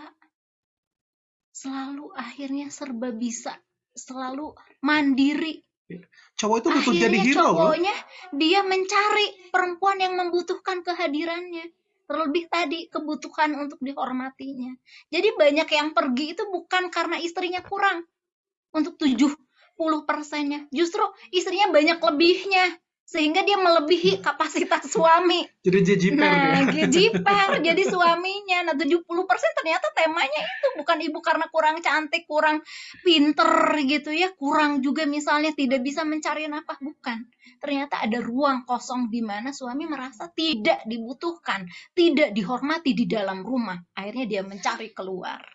Tapi sebaliknya ayah, kalau ada seorang istri yang sampai dia tadi berlabuh ke sandaran lain, berarti bisa jadi banyak bahu Pak Dandi yang bersandar ketika dia curhat. Kan banyak ya perempuan itu yang istilahnya tergoda itu karena kok nyaman banget ya dia. Saya tidak hati-hati mendapatkan ini. dari suami saya. Hati-hati gitu. ini ya Budi Betul, ya. Awal perselingkuhan biasanya dari bercerita saling curhat. Jadi begitu meningkat udah duluan. Jangan deh. Iya. Ujungnya biasanya begitu. Betul, karena itu gerbang awal untuk saling akhirnya membuka hati ya, bertukar rasa. Oke, berikutnya Pak Dandi, boleh. Nah ini yang tadi ya, yang berikutnya pribadi dewasa. Tentu saja pribadi dewasa itu yang berkelebihan cinta. Dalam konsepnya psikologi ada abundance mentality. Artinya setiap kita harus punya konsep bahwa saya udah cukup, udah kenyang perhatian, kenyang cinta, dan saya tidak meletakkan kebahagiaan saya di bahu suami. Tapi suami juga sama, saya tidak meletakkan kebahagiaan saya di istrinya. Kita saling menularkan kebahagiaan karena kita pribadi yang cukup cinta terutama dalam ini. Nah, pribadi dewasa tuh itu banyak yang belum tuntas Mbak Dandi. Banyak yang tanda kutip dia masih kehausan cinta kasih sayang yang bisa jadi oleh orang tuanya tidak dia dapatkan, dan dia berekspektasi tuh suaminya ngasih. Oh, istrinya ngasih. Ternyata nggak dapet tuh. Saling menuntut akhirnya, bukan saling memberi. Karena pribadi dewasa dalam pernikahan harus saling memberi perhatian, memberi penghargaan, memberi rasa cinta. Nah, itu ya. Interdependensi. Iya, gitu, interdependensi. Jadi saling beririsan berurusan gitu ya tadi. saling bersandar. Nah, di sini Pais Sabar dan Syukur ini biasanya ada di buku ini ya, di buku kami juga. Ini tuh semua materi kami itu ada di buku Trilogi Positive Parenting yang tadi oleh Mbak Ellen sebutkan. Nah, gimana sih cara membuat sabar, pais syukur? Yang intinya adalah yuk kita perbesar sabar kita ketika kita menghadapi kekurangan dan keterbatasan dari pasangan kita. Yuk besarkan rasa syukur kita ketika kita melihat kebaikan dari pasangan kita. Jangan kebalik ya. Kita perbesar semua keterbatasan dari suami dan hilang deh semua kebaikan dari suami ya. Nah, ini yang dimaksud dengan pasyabah dan syukur. Saya yakin pernikahan abadi itu obatnya hanya 2, yaitu bersabar ketika ujian dan bersyukur ketika diberikan kenikmatan. Hanya pastikan kita menghayati sabar dan syukur ini dalam konteks yang benar. Pastikan kualitas emosi kita terawat di level positif. Kalau tidak, sabar dan syukurnya hanya lisan atau hiasan. Enggak menjadi energi, enggak menjadi bahan bakar yang bisa tadi membuat kita terus bergerak ke arah yang growing, ke arah pernikahan yang saling mencahayakan. Itu ya Pak Dandi ya. Nah, ini Allah Misi Hidup Sejati sekilas aja. Saya punya berapa waktu lagi ya? Ini mungkin saya minta waktu 5 menit lagi, boleh Mbak Ellen? Boleh ya, siap. Ya. Ini yang berikutnya adalah Allah Misi Hidup Sejati. Nah, di sini. Ini sebagai tips and trick aja. Saya yakin setiap orang punya jalan bagaimana sih kita supaya pernikahan itu bermanfaat. Ketika kita sudah menjadi pernikahan yang tangguh, pernikahan yang saling memang membuat kita kuat, kita nggak hanya baik sendirian pada dia. Dalam konteks masyarakat, kita harus memberikan manfaat yang lebih. Seperti halnya tadi, Bu Ellen, bahwa ini ketika pandemi kayaknya penting deh untuk bisa kita membuat suatu komunitas yang saling memberikan kebaikan, saling memberikan energi positif. Nah, untuk hal ini, misi dari Dandiah pun sama. Setelah kita udah baik, masa baik sendirian gitu ya? Padahal ada tagline ya. Ajak orang dong. Iya, it takes a village to raise a child gitu. Jadi kita yuk menjadi keluarga yang bercahaya. Kayak gimana sih kalau kita ternyata belum punya misi nih dalam pernikahan? Misi itu padahal dijadikan orientasi ya pada dia, dijadikan arah. Kita mau kemana? Keluarga ini mau dibawa kemana? Kita siapa dan mau kemana? Nah, dari sini adalah ini salah satu tipsnya. Ini juga dituliskan di buku Ayah Tangguh. Mulai dari kekuatan cahaya masing-masing. Kayak tadi salah satu yang bisa membantu itu adalah dengan talent mapping. Itu hanya alat bantu aja. Bisa memetakan profesi, saya psikolog, dia begini, dia pengusaha misalnya, saya dokter, dia sebagai misalnya farmasi ya gitu ya. Silahkan bisa petakan profesi, sifat dari talent sebagai alat bantu, lalu juga riwayat psikohistoris misalnya, oh dia gen pengusaha, oh ya dia gen perawat. Nah itu silahkan gali sisi cahayanya. Dan mulai dari yang sudah ada ya Pak Dandi ya, jangan mengada-ngada. Ya, misalnya kita mulai dari ilmu yang udah ada, mulai dari materi yang udah ada, silahkan. Itu sangat bisa dilakukan. Lalu kolaborasi lebih utama tadi ya, jalan untuk mengatasi konflik, berkompromi tidak masalah. Dan kalau sebagai muslim, karena Dandiah memang tadi pilarnya spiritual, nafasnya adalah Islam, Al-Quran dan Al-Hadis menjadi landasan dan tujuan. Karena kita yakin pernikahan itu perjalanan dari Allah menuju Allah. Jadi ketika kita dalam perjalanannya selalu mengacunya kepada tadi, hanya kepada Allah, kepada ridho Allah. Itulah pernikahan abadi. Dan dia sendiri akhirnya merumuskan, ini juga beberapa kali merevisi ya. Dulu orientasinya kita pengen kaya, pengen tenar, populer. Orientasi mengambil banyak dari lingkungan. Padahal orientasi misi ilahi adalah justru memberi banyak ke lingkungan. Itu yang kita suka lupa ya. Dan akhirnya di Dandiah tadi ya, seperti yang di awal, memberikan psikoedukasi kepada keluarga Indonesia tentang kesehatan mental dalam tema literasi emosi, anger management, optimalisasi bakat. Ini ada nanti kalau tekniknya ada konsep SMART ya Pak Dandiah, misi itu spesifik, misi itu achievable dan lain-lain. Oke. Mengada-mengada ya, maksudnya tadi mengada-ngada itu terlalu dia mengapung ke langit. Aku tuh pengen bikin rumah sakit misalnya gitu. Bikin rumah sakit padahal kita masih statusnya karyawan. Gitu. Jadi mengada-ngada itu sesuatu yang bukan berpijak dari apa yang kita punya. Jadi misinya harus Mm-mm. jelas gitu, yang real, yang Mm-mm. memang dekat dengan kita. Mm-mm. Jangan ngawang-ngawang gitu, Iya. mengada-ngada itu ngawang-ngawang. Jadi kita Mm-mm. bahasanya bahasa langit gitu, Mm-mm. tapi sulit untuk kita aplikasikan Mm-mm. dalam operasional Mm-mm. gitu. Secara bahasa menjadi indah, tapi tidak Betul. bisa dicapai kan buat apa Mm-mm. gitu. Misalnya kami aja dulu gitu ya, kalau di awal-awal kami pengen tuh buat biro psikologi, tapi kami statusnya masih karyawan. Bikin biro kan ya mau nggak mau ya konsep 5M, ada materinya, ada metodenya, ada apanya. Ya udah kami mulai dari bergerak dari karyawan dulu deh. Jadi karyawan yang baik tapinya. Tapi setelah dibukakan jalannya, baru kami Resign. oh resign, ada jalannya. Oh iya kantornya udah ada tuh fisik gedungnya. Oh iya gitu. Jadi kita jangan sampai akhirnya mengada-ngada dan akhirnya tidak berbuat apa-apa gitu. Atau ada juga yang kemarin Pak Dandi pengen jadi sih katanya nulis buku. Tapi saya sendiri nulis status aja susah misalnya gitu. Jadi kalau mengada-ngada tuh bukan hanya sebatas wacana aja, angan-angan aja gitu. Kalau enggak jadi kitanya frustasi Iya. ya gitu. Harus dilaksanakan, jangan cuma jadi Dilaksanakan. wacana. Iya. Gitu. Iya. Oke. Gitu ya. Lalu berikutnya Nah, kekuatan 3 pilar cinta ya. Ini ya, yang terakhir berarti. Nah, ini dari Stanford ya Pak Dandi silahkan. ya. Ayo, Ya, yaitu 3 pilar kekuatan cinta itu adalah 3. Jadi kita dibilangin kalau kita cinta dia, satunya passion. Tadi, passion itu adalah chemistry ya. Jadi di zaman Rasulullah aja nih bagi teman-teman yang muslim, nggak ada yang namanya kalau sahabat dan sahabiahnya Nabi itu kan udah terjamin ya kesolehannya, ilmunya. Tapi nggak ada tuh yang namanya si ini lempar koin nikah sama si ini lempar sorban aja ini dan ini kan kesolehannya udah udah terjamin, tapi ternyata chemistry itu penting. Iya. Jadi tetap aja ada Terkaitan namanya hati tetap ta'aruf, ada ada. yang namanya dia melihat fisik ya. Passion itu menjadi salah satu pilar, tapi bukan satu-satunya. Karena tadi di 5 tahun biasanya dia melorot kalau tidak ada komitmen, kalau tidak ada intimacy. Jadi banyak yang menyandarkan hanya pada fisik. Oh iya cantik ya naluri, setiap kita pengen milih yang cantik misalnya ya.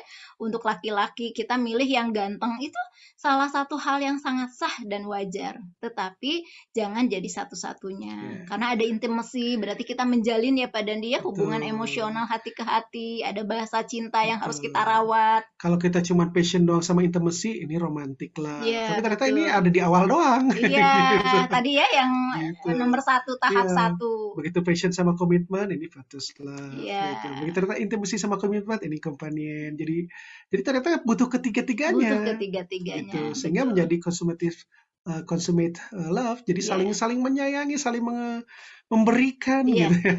Dan ternyata yang paling jauh perjalanannya yang bisa mencapai cinta abadi adalah pada komitmen. Yes. Karena dalam komitmen itu butuh ilmu, butuh iman, dan butuh motivasi yang kuat. Tuh. Gitu ya. Nah inilah yang harus kita Komitmen untuk jaga. selalu jatuh cinta kepada orang yang sama. Nah, Mudah nggak? nggak gampang. Gampang. Kadang-kadang ada nyebelinnya gitu ya.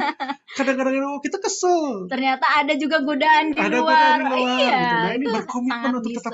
tetap saling jatuh cinta Betul, kepada itu orang yang sama. dirawat terus-menerus ya. Yang intinya, ada nih boleh? Oke.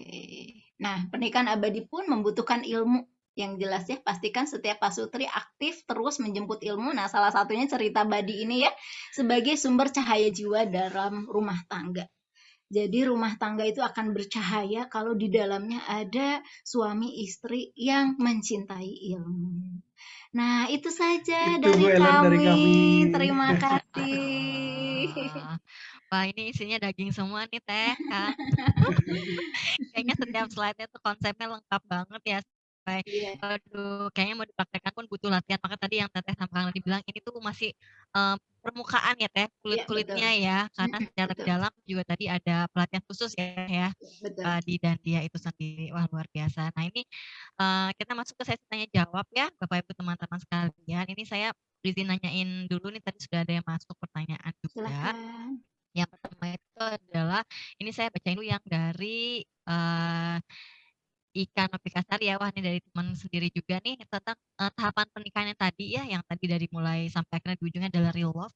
Itu apakah memang lurus, jadi memang berjalan berkesinambungan atau bisa bolak-balik, jadi dari transformation kembali ke tahap distress dan seterusnya. Enggak, Teh Kami boleh dijawab dulu. Oke, jadi itu tadi memang tahapan dan tahapan linear dia akan bisa berulang. Bisa jadi udah naik ke berapa mundur lagi ke sekian gitu. Dia akan berulang gitu. Tadi makanya butuh komitmen tadi untuk tetap selalu menjaga. Menjaga dan merawat ya. Betul. Betul. Jadi itu ya, yang intinya adalah kita aware aja.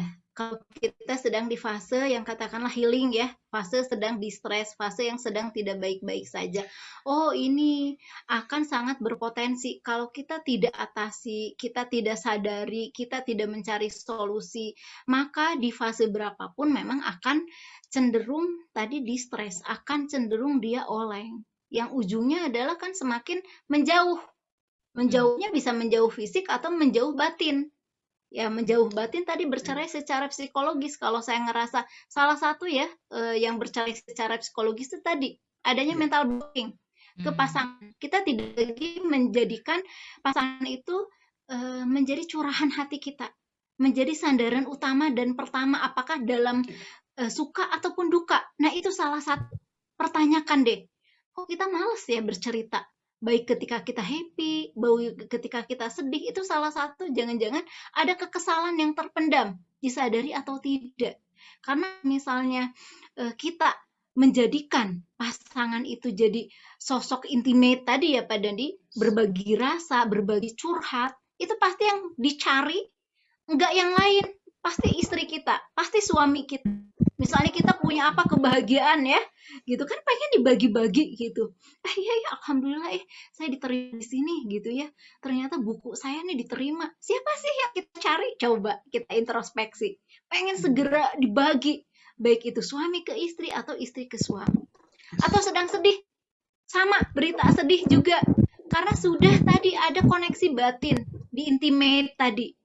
Bahwa ketika kita sedang sedih, aduh saya butuh sosok pelindung, saya butuh sosok pengayom, sosok yang memotivasi. Nyarinya nggak jauh-jauh sebelum ke psikolog ya, sebelum ke konselor, sebelum ke coach, mending yang gratis dulu. Nyarinya ke pasangan gitu, silahkan gitu ya, walaupun beda-beda ekspresinya, tapi setidaknya ada panggilan hati untuk selalu kita mendekat dan bertukar rasa dengan pasangan panggilan kita. hati mendekat. Dan panggilan hati itu harus dari kedua belah pihak, nggak bisa dari satu doang. Jadi harus saling mendekat. Jadi dua-duanya mendekat sehingga ketemu di tengah. Kan repot, yang satu mendekat, satu menjauh, nggak ketemu-ketemu. Gitu. Apalagi dua-duanya menjauh, ya udah nggak akan pernah. Gitu. Iya tadi bener ya Teh ya. Jadi misalnya kita lagi ada sisi yang nggak oke, yang nggak usah jauh-jauh ya, selain merefleksi ke diri sendiri, cari yang terdekat itu pasangan kita. Memang ada kalanya ternyata pasangan kita pun nggak terbuka itu ya. Nah mungkin itu yang jadi tantangannya ya Teh. Nah pertanyaan lebih lanjutnya adalah ketika ada di kondisi seperti itu, jadi kan katanya ini kalau saya baca dari beberapa cuitan ya Teh yang suka DM ke Cerita Abadi, jadi yang suaminya tuh tipenya tuh diem gitu, nggak banyak bicara gitu dari mulai pacaran gitu. Suaminya tuh seada-adanya aja gitu. Nah yang istrinya lebih rame gitu. Kadang udah ngomong panjang lebar, suaminya cuma jawab iya, nggak usah gitu. Nah jadi kadang yang perempuan tuh ingin sekedar jawabnya agak panjang gitu. Nah, ada tips nggak sih Teh untuk yang tipikalnya ya seperti itu? Tadi kan juga ada komentar nih di kolom chat bahwa pria dan wanita itu memang berbeda ya. Nah, gimana sih Teh mengelola perbedaan itu ya? Gitu tipsnya. Perlu disadari bahwa kebutuhan kata antara laki-laki dan perempuan sehari itu udah beda. Perempuan sehari itu dia butuh 20.000 kata. Laki-laki hanya 7.000 kata sehari itu. Sehingga 3 kali lipat itu perempuan itu lebih cerewet daripada laki-laki gitu ya. Kecuali special condition aja, kalau saya kan cerewet nih. Jadi memang dibutuhkan kebutuhannya berbeda. Sehingga tadi perempuan ngomong panjang lebar, suami balasnya apalagi kalau chat tuh. Jempol, huruf Y doang, oke gitu ya. Gitu doang. Nah, sehingga di sini juga perlu untuk suami untuk menjadi lebih ya Dalam artian di sini bahwa kita sebagai suami harus selalu menyediakan ruang curhat sebelum ruang nasihat. Jadi banyak juga perempuan yang lagi curhat belum selesai udah dipotong sama suaminya. Nah, jangan dipotong, biarin dia selesai. Nah, setelah itu baru sampaikan. Nah, perempuan pendekatan yang lebih main hati, laki-laki main logika. Itulah kenapa kalau laki-laki mau ngomong sesuatu dia lama, karena dia mikir dulu, diproses dulu. Ini hubungannya gimana, kaitannya segini, analoginya gini, baru dia akan menjelaskan. Perempuan cenderung langsung meledak dulu, keluar dulu, gitu. Nah, itu yang memang harus sadari perbedaannya, gitu.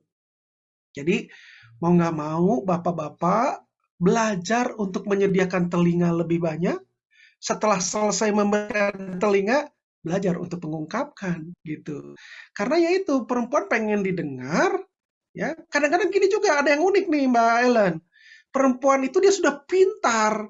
Jadi kalau dinasehatin, dia juga udah protes, gitu. Ada yang seperti itu. Jadi, sebetulnya bapak-bapak tinggal dengerin gini, oh ya gitu ya, oh ya. Terus harus gimana dong Bu kira-kira? Harusnya kan gini, gini, gini. Nah itu udah tahu tuh si ibu tuh. Gitu. Semuanya, oh iya betul, gitu aja. Kadang-kadang ada yang seperti itu.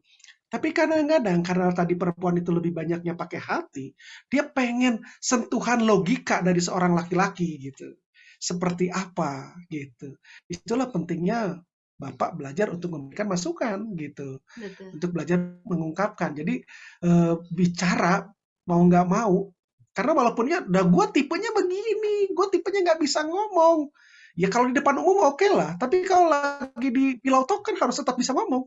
Gitu. Betul, betul. Mungkin dia ada Ya, tambahan. kalau saya sih selama diamnya bukan efek dari mental blocking, sebenarnya itu oke aja ya. Berarti kan udah sifat, udah karakter, toh dari pacaran tuh seperti itu. Selama kita tidak ada masalah psikologis, tidak ada masalah berjarak secara batin, ya kita terima gitu ya.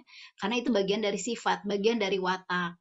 Paling yang kita bisa, sangat bisa ditularkan loh ekspresi emosi. Karena kan beda ya emosi dan ekspresi emosi. Kalau emosi setiap orang tuh punya. Laki perempuan sama, punya sedih, punya marah, punya takut, punya khawatir, punya. Tapi ekspresi yang suka berbeda antara laki-laki dengan perempuan. Perempuan lebih ekspresif, laki-laki jauh Jaim menjaga dulu. jaim. Nah, yang bisa kita tularkan adalah ekspresi emosinya. Kita openness dulu gitu. Pak, kalau aku lagi gini. Nah, papa juga boleh kalau lagi bahagia, lagi apa. Jadi kita yang mulai duluan. Silahkan berekspresi. Karena ada beberapa laki-laki udah tadi dia mengekspresikan dari sifatnya seperti itu ya, banyak menahan, atau dia juga tidak terbiasa di pola asuhnya, sehingga kita tularkanlah itu gitu. Kita membantu dia untuk berekspresi dengan lebih spontan. Misalnya apa? Dulu saya dengan Pak Dandi ada ekspresi sayang yang berbeda. Ya menurut Pak Dandi kalau saya udah melakukan A, B, C kan tandanya saya sayang, udah cukup. Tapi saya perlu dengan nggak perlu diomongin iya, kan? Gitu. Menurut saya dulu gitu. Saya perlu dengan bahasa lisan. Misalnya menyatakan aku sayang, aku kangen, aku ini ya Pak, baik-baik di jalan ya. Saya yang duluan memulai bahasa cinta itu. Jadi kalau dia jauh, saya, Pak aku kangen, gitu. Sayang, gitu. Dulu saya gatel kalau ngomong kayak gitu. Saya aja Kalau sekarang udah biasa. memulai bahasa romantis. Kurang lebih mungkin 2-3 tahun ya Pak Dandi ya. Ini tertular tuh bahasa cinta ekspresi dengan seperti itu, gitu. Dengan memakai sayang, dengan memakai aku kangen, tanpa ada jaim. Kenapa? Karena tidak terbiasa ternyata di keluarganya Pak Dandi. Ada masalah kebiasaan. Ada masalah tentang kita proses belajar tentang ekspresi cinta, tentang ekspresi emosi. Jadi nggak apa-apa kalau agak mati gaya si bapaknya karena nggak biasa, kita aja yang mulai. Dan dengan lembut itu insya Allah ketularan kok, dianya sama-sama butuh kok gitu. Kayak pelukan, diberikan kelembutan, itu sama-sama butuh. Cuman ada yang biasa, ada yang enggak. Gitu. Setelah dipenuhi sama-sama nyaman ya. Betul. Itu tadi ada komentar katanya dari Mbak Ima. Katanya kan perempuan itu kebutuhan bahasanya lebih banyak katanya, tapi hati-hati kalau perempuan yang biasanya banyak cerewet terus tiba-tiba diem. Nah itu harus hati-hati bapak-bapak ya, karena titik termarah seorang wanita bukan ketika dia cerewet, tapi ketika dia tiba-tiba diem. Itu marahnya lebih gede, bahaya. Kata Mas Wijanarko, it's doom. Iya, Hati-hati itu. benar. Itu udah marahnya tingkat tinggi biasanya kalau yang biasa wanita Nah, ngomong iya, terus langsung diam, langsung salah tingkah ya. iya. Oke, jadi tadi jawabannya itu kalau saya boleh mengambil insight ada 2 poin ya. Pertama Iya. openness, jadi keterbukaan satu dengan yang lainnya. Kemudian juga ekspresi emosi ya untuk bisa saling apa namanya mirroring ya. Jadi bisa ditiru juga satu dengan yang lainnya. Sama satu lagi tadi dari Kang Dani adalah balancing ya. Jadi ya yang bapak-bapaknya itu cenderung lebih irit, tapi ya jangan terlalu irit juga gitu ya Kang. Jadi apa namanya memberikan apresiasi itu juga perlu Betul. dilakukan. Nah, ini makanya senang juga nih di sini ada hadir Bapak. Kalau Kang Wit ini juga ya pasti udah tadi sama anaknya udah digendong-gendong tuh sampai ikutan ke sini juga. Nah, ini ada pertanyaan lagi nih dari Mbak Astri Yulia ya. Katanya, gimana cara menjaga posisi suami sebagai imam dan istri sebagai makmum saat suami cenderung pasif dan tidak banyak memberikan masukan dalam parenting? Oke. Nah, ini seru ini. Gitu. Jadi ini kalau kita bicara apalagi sebagai praktisi talent mapping ya. Di talent mapping itu kita bisa tahu bakat-bakat orang, bakat kita. Ada salah satunya bakat komen. Komen itu bakat untuk menjadi pemimpin gitu ya. Dorongannya untuk mau memimpin, memulai sesuatu gitu, mengarahkan gitu, memotivasi.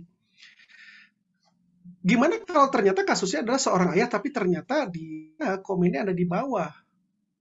Lah, gua komennya di bawah. Ternyata lu sebagai istri dia komennya di atas, mendingan lu aja yang mimpin. Apakah seperti itu? Ada hal-hal tertentu yang sifatnya kodrati. Itu nggak bisa dilawan. Kalau Muslim meyakini bahwa laki-laki adalah seorang imam, maka walaupun kita merasa belum punya kemampuan, ya, tetap Anda imamnya. Artinya Anda harus belajar dong. Jadi manusia itu ada mau dan mampu. Kalau kita punya kemauan tapi tidak ada kemampuan, pelajarin teknisnya, bisa ikut pelatihan dan segala macam gitu. Tapi kalau kita sudah belajar dan ada kemampuan, tapi kok kitanya nggak mau, itu kan masalah motivasi, masalah hati di dalam. Sehingga prosesnya bukan ikut pelatihan, tapi introspeksi diri, bisa bicara dengan orang yang lebih paham gitu, dalam artian konselor gitu ya, dengan konselor gitu. Jadi kita harus pahami dulu nih, kita yang mana. Karena suami ibu ya, suami ibu termasuk yang mana, yang mau tapi tidak mampu atau tidak mampu gitu ya, sehingga obatnya akan berbeda gitu.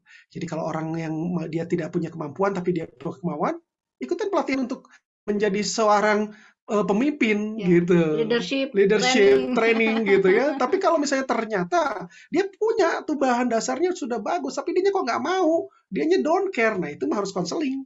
Ya, betul. Gitu. Betul. Yang menarik adalah kita meyakini, terutama untuk para ayah ya, bahwa setiap laki-laki itu punya potensi memimpin lebih dari perempuan. Selain potensi memimpin yang lebih, potensi yang lain juga itu lebih. Nah, maksud saya banyaknya adalah potensi itu belum diasah, potensi itu belum diberikan ruang. Bisa jadi ketika anak-anaknya pada saat dia parenting dulu dengan ibu bapaknya tidak diberikan ruang yang cukup untuk dia mandiri, mengatur dirinya sendiri, untuk dia memimpin. Jadi dia enggak terbiasa. Jadi gimana kalau statusnya sekarang udah jadi suaminya kita? Kita harus sabar-sabar memberikan ruang pada si suami itu untuk menunjukkan potensinya. Karena saya yakin setiap laki-laki itu punya potensi leadership. Hanya ada yang diberikan ruang, ada yang enggak. Gitu. Nah, sebagai istri apa yang dilakukan? Pertama, biasakan seluruh keputusan keluarga decision maker-nya suami. Terlebih dalam urusan-urusan yang krusial, bukan dapur, bukan ini menu apa ya, yang itu urusan yang domestik gitu. Tapi urusan ini sekolah, ini mau di mana si adik? Sekolah boarding A, B, silahkan ayah itu satu. Semua itu decision maker itu ayah. Lalu izin juga itu berikan ke ayah. Diberikan banyak tanggung jawab yang sedikit-sedikit ya, tapi bukan mendikte, bukan menyuruh, tapi memberikan kepercayaan. Ayah mampu kok gitu. Nah, itu latihan-latihan. Kalau saya ekstrim memegangkan suami, Meskipun kita di tema-tema itu bisa, meskipun di tema-tema itu kita merasa lebih baik daripada suami, itu dalam jangka panjang bukan investasi yang baik Tuh. untuk pernikahan. Kadang-kadang soalnya suka gregetan, nggak sabaran, akhirnya diambil alih. Iya, atau nggak sesuai dengan cara kita, Pak Dandi. Mungkin cara saya, misalnya dulu saya juga sama Pak Dandi kan, itu caranya merasa saya caranya lebih baik. Enggak, silahkan aja. Nanti ketika itu pelan-pelan dia akan berpendar potensi-potensi leadership. Tapi kita berikan ruang itu lebih banyak ya, termasuk dalam pendidikan anak. Aduh ayah, aku sih belum tahu ini gimana ya. Jadi kita banyak memberikan kesempatan juga si ayah itu sebagai kayak narasumber. Ayah coba browsing atau udah ibu nggak tahu. Padahal kita tahu sebenarnya. Bisa jadi kan kita yang lebih banyak belajar di ruang parenting. Tapi berikan, ayah coba browsing atau baca buku atau apa. Pelan-pelan, tapi itu butuh Iya. kesabaran tentu Jadi saja. tekniknya gini, Mbak Ellen, kalau ke bapak-bapak, jangan terkesan dia diajarin. Jangan terkesan dia yang dikasih tahu. Biarkan keputusan itu seakan keluar dari dirinya. Walaupun sebetulnya masukannya dari istrinya gitu ya. Tapi biarkan dia merasa itu keluarnya dari diri dia gitu. Ya. Karena tadi harga diri dia tuh tinggi. Mhm. Begitu ngerasa ini terendahkan gue, dia mentok, ngeblok Ya. gitu. Tetap mau kayak gimana pun kita mendampingi laki-laki itu, PR pertama rawat egonya di atas yang lain. Tadi labuhkan rasa hormat, termasuk di depan anak-anak. Misalnya, Bu mau dong ini gini, misalnya keputusannya biasanya di ibunya. Ini di ayah sayang, yang ada uangnya, yang ada izinnya, ini ke ayah dulu, ke ayah dulu. Nah itu kan padahal pelan-pelan tanggung jawabnya kita limpahkan. Nanti dia insya Allah kok akan terbentuk walaupun itu butuh lama. Tapi sepadan, itu investasi yang baik untuk contoh kepada anak-anak kita. Karena nanti anak-anak kita, anak-anak laki-laki calon ayah. Anak-anak perempuan calon ibu. Itu sebuah pembelajaran yang penting. Bagaimana akhirnya anak-anak kita mendudukan peran ya pada dia, anak perempuan sebagai makmum, anak laki-laki sebagai imam, mencontoh dari orang tuanya. Itu investasi yang luar biasa nanti untuk anak-anak kita. Itu aja kalau dari saya. Mudah-mudahan bantu ya. Iya, jadi itu tadi bisa menjawab ya Mbak Astri ya. Dan tadi rasanya sesuai juga tuh sama isu yang tadi disampaikan Teh Dia sama Kang Dani yang tentang isu pernikahan terkait fitrah ya. Dengan kita melabuhkan rasa hormat, itu juga menghadirkan dan memperkuat kembali ya fitrah peran ayah, peran ibu dalam keluarga. Insya Allah tips-tipsnya tadi bermanfaat ya, praktikal banget untuk kita terapkan nih sebagai ibu dalam dengan suami di rumah gitu. Nah nih kadang katanya Mbak Sinta, kadang udah melimpahkan ke suami tapi suami malah kembalikan ke kita lagi kayak males gitu, udah mama aja. Nah nih suami harus spesial kayak ngobrol sama Kang Dandi nih.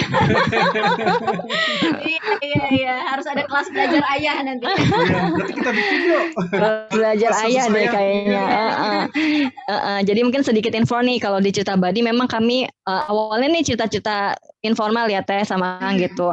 Tapi makin kesini yang cerita aku serius, jadi rasanya kita nggak bisa support, makanya kita butuh disupport sama konselor, psikolog dan itu, dan memang itu tidak ada biayanya, gratis gitu, disupport sama Cerita Badi sebagai media sosial tadi kami untuk Indonesia Lebih Bahagia. Tapi kami minta komitmen nih dari teman Cerita Badi yang memang mau memanfaatkan layanan ini. Kenapa? Karena tadi ya ketika sudah ada sesi one on one dengan psikolog atau konselor, kan psikolog pun juga meluangkan banyak tenaga dan pikiran. Nah itu yang kadang kita nggak sadar tuh. Jadi di Cerita Badi sebelum kita memang memfasilitasi untuk pertemuan one-on-one, kita minta setiap teman Cerita Badi yang mau sesi konseling itu tanda tangan dulu, confirm bahwa iya saya menyediakan waktu dengan sungguh-sungguh dan untuk jadi enak buat kedua belah pihak gitu. Jadi nanti bisa ngobrol-ngobrol lanjut nih Mbak Sinta ya, mudah-mudahan nggak jadi kebebanan sendiri nih apa-apa mama ya Mbak Sinta. Dan uniknya itu tuh Bu Ellen, kalau cowok-cowok tuh jadi nggak bisa kalau dia dibilangin itu, jadi kayak tadi kesannya dia ya udah karena ngerasa istrinya banyak lebih tahu ya biarin gitu ya. Nah, justru si istri tuh harus mencoba mengencourage supaya si bapak keluar dari bapak. Mungkin misalkan gini, sebetulnya Mbak Ellen punya pilihan, harusnya yang bagus tuh ini. Tapi jangan bilangin, ini loh Pak, ini loh. Jangan gitu dia. Jadi dia arahkan supaya dia nanti keluarnya itu gitu. Dan makanya tuh kayak kata Mas WDU, kudu diajak ke bengkel kata ini mah. Bapak-bapak kalau disuruh kelas parenting gitu ya, susah Iya. datangnya. Pada umumnya, Pada umumnya susah. bagian besar Kalau disuruh datang bengkel sambil ngemegang ngotak-ngatik mobil tuh sambil ngobrol cerita, nggak bisa tuh. Langsung dapat ya keluar ya. Iya. iya. Jadi disuruh ini, Pak, servis motor gih ke bengkelnya Pak Dandi. Mending datang aja bengkel saya. Padahal konseling ya. Tapi kenyataannya betul banyak. Iya. Gitu. Jadi akhirnya sambil mobilnya dibenerin, nongkrong lah kita di ruang tunggu sambil ngobrol segala macem. Dari mulai ngobrol-ngobrol sampai ternyata ada yang curhat juga. Gitu. Jadi casual talk ya, tapi ada isinya gitu. Betul. Oke, aduh nih sayang sekali sudah mau menuju jam 12, sudah di akhir acara kita. Sekali lagi terima kasih banyak nih Teh Dia, Kang Dandi, sukses selalu untuk Dandia Care Center-nya. Kami merasa sekali bisa menghadirkan Teteh sama Kang Dandi ya di sesi webinarnya kami. Ini webinar terakhir juga tahun ini dari Cita Baru tahun ini. Insya Allah tahun depan kita akan tetap mohon doanya untuk tetap konsisten terus memberikan konten-konten, menyelenggarakan special event dan webinar seperti ini untuk para ibu dan anak Indonesia di seluruh dunia gitu. Nah, mungkin saya mau menutup sesi hari ini dengan satu pantun ya. Jadi kalau tadi kita awalnya tadi katanya suaranya agak kedengeran ketutupan sama video musiknya, saya juga nggak dengar tuh di sini. Ini izinkan saya mengakhiri dengan satu pantun ya.